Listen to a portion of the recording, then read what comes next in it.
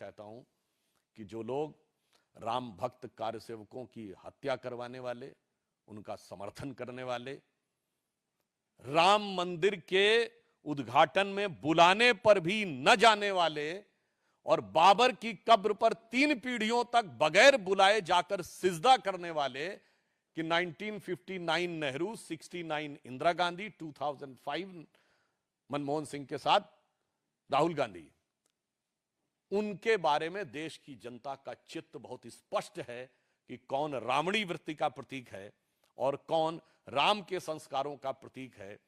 तो जो कुछ कांग्रेस बोल रही है धरती के उस छोर से लेके इस छोर तक, इसके लिए कहा जा सकता है, मुझे एक पुराना गीत था ना, हर एक रूह घायल हर एक रूह प्यासी। तो मैं कहना चाहूंगा, अब मैं वर्ड नहीं प्रयोग करना चाहता कि वो कौन किस मना स्थिति में है। कांग्रेस के लिए एक ही लाइन में कहूंगा, ये कांग्रेस है या आलम बदहवासी।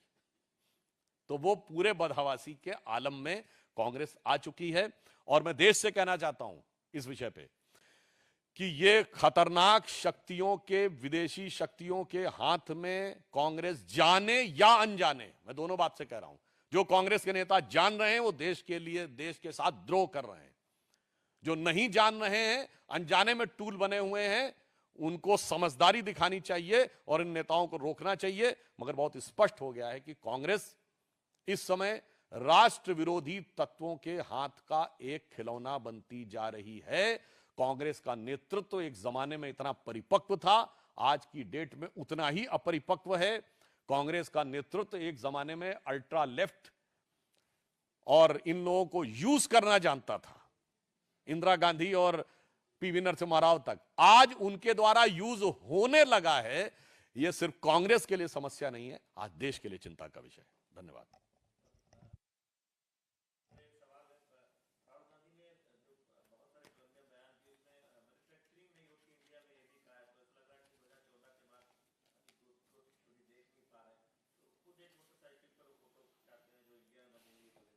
देखिए, कोलंबिया में ही जहां वो गए हैं, भारत की कई मोटरसाइकिल, जिसमें बजाज है, टीवीएस है, अन्य मोटरसाइकिल्स वहां पर मैन्युफैक्चरिंग हो रही हैं। और मुझे समझ में नहीं आता है, उनके आने से पहले एक सिंपल सा उदाहरण देता हूं जो हम आप सबके हाथ में है, मोबाइल हैंडसेट। 2014 से पहले भारत दुनिया का second biggest mobile handset consumer था, क्योंकि आबादी में हम नंबर 2 थे और चाइना नंबर 1 था। आज हम सेकेंड बिगेस्ट प्रोड्यूसर हो गए हैं। उस समय केवल 2 फैक्ट्री थी, आज 240 फैक्ट्री हैं मोबाइल हैंडसेट बनाने वाली। दुनिया की सबसे बड़ी मोबाइल हैंडसेट बनाने वाली कंपनी सैमसंग की दुनिया की सबसे बड़ी फैक्ट्री भारत में नोएडा में है। और सबसे हाईटेक मोबाइल बनाने वाली कंपनी एप्पल के आईफोन की चाइना के बाहर सबसे बड़ी फैक्ट्री भारत में है। तो मैं पूछना चाहता हूं राहुल गांधी से, ये बना कौन रहा है? अगर मैन्युफैक्चरिंग नहीं हो रही, आसमान से कोई जिन्न आकर बना रहे हैं क्या? भारत ने विमान वाहक युद्धपोत बना लिया है, हम अपना मिसाइल बना रहे हैं, एयरक्राफ्ट बना लिया, फाइटर एयरप्लेन बना लिया है। ये बना कौन रहा है? 8 करोड़ हमारे परिवार ऐसे हो गए हैं जिनके पास कोई ना कोई ऑटोमोबाइल है, यानी 2 व्हीलर या 4 व्हीलर। ये बना कौन रहा है? मुझे लगता है जिसकी नजरों में मोदिया बिंदु हो गया हो, उसे मैन्युफैक्चरिंग नजर नहीं आती। मोदिया बिंदु यानी मोदी विरोध की मानसिकता नजर पे इतनी चढ़ जाए कि उसे सच दिखाई देना बंद हो जाए, उसे मोदिया बिंदु कहते हैं। और इंडी गठबंधन, जिसके नाम में भले ही इंडिया है पर दिल में इंडिया नहीं है, उसकी आंखों में मोदिया बिंदु हो गया है।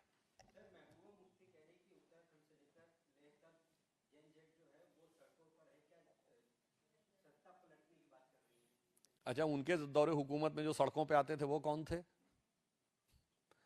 अब वो नज़ारे नजर नहीं आते, इसलिए कोई ऐसी बात नहीं है। ये तो वही है, उनका असेसमेंट हमेशा गलत रहता है। महबूबा जी का असेसमेंट था ना कि जिस दिन धारा 370 हट जाएगी उस दिन तिरंगे को कंधा देने वाला कोई नहीं मिलेगा। और आपने देखा कि डल लेक पे 2 तिरंगे की कतार थी। टीवी चैनल से जाके इंटरव्यू भी लिए। तो मुझे लगता है कि उनके असेसमेंट को फ्रस्ट्रेशन अधिक और एक्चुअल रियलाइजेशन कम मानना चाहिए।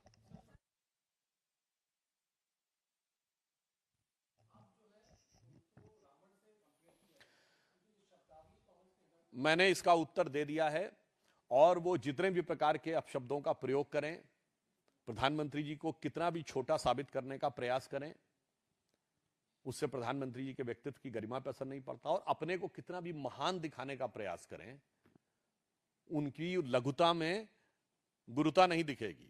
इसे मैं एक पंक्ति में कहना चाहूंगा, वो लोग जो प्रधानमंत्री जी के लिए प्रयास कर रहे हैं कि जे बड़ेन को लघु कहें नहीं रहीम घट जाए, जे बड़ेन को लघु कहें नहीं रहीम घट जाए, गिरधर मुरलीधर कहें महिमा बदलत ना है। यानी भगवान कृष्ण को इतना बड़ा पर्वत उठाने वाला गिरधर कहिए या छोटी सी मुरली उठाने वाला मुरलीधर, आप बड़े से छोटा भी करने का प्रयास करिए तो महिमा नहीं बदलती। और जो राहुल गांधी और कांग्रेस पार्टी अपने को कहती है कि साहब ये विदेश में जाकर ये हम बोल रहे हैं, वो बोल रहे हैं राहुल गांधी, तो उनके लिए कहते हूं बड़े बड़ाई ना करें और बड़े न बोलें बोल, और रहीमन हीरा कब कहे लाख टका मेरा मोल। मगर ये खानदान का हीरा है या कुछ और है, ये मैं आप लोगों के विवेक पे छोड़ता हूं।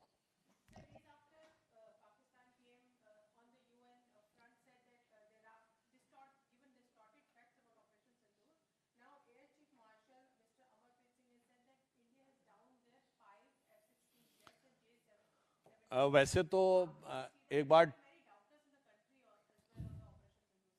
देखिए समस्या क्या है कि भारत के कैटेगोरिकल स्टेटमेंट के बाद भी जिन लोगों के दिमाग एक गिरी हुई मानसिकता से ग्रस्त हैं, उन्हें गिरे हुए भारतीय जहाज नजर आ रहे हैं। और ये आज नहीं है, बालाकोट में भी ये पूछते थे कि बिल्डिंग गिरी थी कि पेड़ गिरे थे, आदमी मरे थे कि कौवे मरे थे, और 30 मरे थे कि 300 मरे थे। और ये सर्जिकल स्ट्राइक में भी सबूत पूछ रहे थे। मुझे लगता है जो कुछ पाकिस्तान के साथ हुआ है, उसके लिए जो आपने कहा, शहबाज शरीफ साहब का वो बयान जो वीडियो अवेलेबल है, जिसमें उन्होंने कहा था 9 और 10 की दरमियानी रात मेरे सिपह सलार जनरल आसिम मुनीर ने हमें जगा कर रात को 2:30 बजे कहा कि हिंदुस्तान ने हमारे कई एयर बेसेस पे मिसाइल गिरा दी है और नूर खान एयरबेस पर भी मिसाइल गिराई है। अब उससे आप समझ सकते हैं कि स्थिति क्या रही होगी। और अजरबैजान में जाकर शहबाज शरीफ ने बोला था कि हमने तो सोचा था कि हम फज्र की नमाज के बाद 4:30 बजे अटैक करेंगे, मगर हिंदुस्तान ने उससे पहले 2:30 बजे अटैक करके हमारे कई जो थे वो एयरपोर्ट्स को डैमेज कर दिया था। मुझे लगता है जो सीधा साक्षात सत्य दिखाई पड़ रहा है, उसको कोई न देखना चाहे तो फिर मैं कहूंगा ये दूसरी आंख में भी मोदिया बिंदु होने का प्रमाण है। देश के लिए निरंतर समर्पित, राष्ट्रीय एकता, सांस्कृतिक उत्थान के लिए अपना प्रतिपल समर्पित करने वाले विश्व के सबसे बड़े संगठन, सांस्कृतिक संगठन राष्ट्रीय स्वयंसेवक संघ के शताब्दी पूर्ण होना और उस शताब्दी के अवसर पर प्रधानमंत्री श्री नरेंद्र मोदी जी के द्वारा एक ऐसा सिक्का जारी होना जिसमें संभवतः भारत के स्वतंत्र भारत के इतिहास में पहली बार किसी भारत की मुद्रा पर मां भारती का चित्र। और इन्हीं 24 घंटे में देश ने एक दूसरा दृश्य देखा कि 140 साल पुरानी पार्टी, एक ब्रिटिश ऑफिसर एलन ऑक्टेवियम ह्यूम के द्वारा स्थापित पार्टी, जिसके पहले 25 साल में अनेक ब्रिटिश सेक्रेटरी अध्यक्ष रहे, और 100 साल से जिसका एक ही परिवार का उस पर वर्चस्व है। आप सब लोगों को यदि ना ध्यान हो तो मोतीलाल नेहरू 1919 में कांग्रेस के अध्यक्ष बने थे और 1928 के बाद 29 में उन्होंने अध्यक्षी सीधे मोतीलाल नेहरू ने जवाहरलाल नेहरू को ट्रांसफर की थी। यानी 100 साल से एक ही परिवार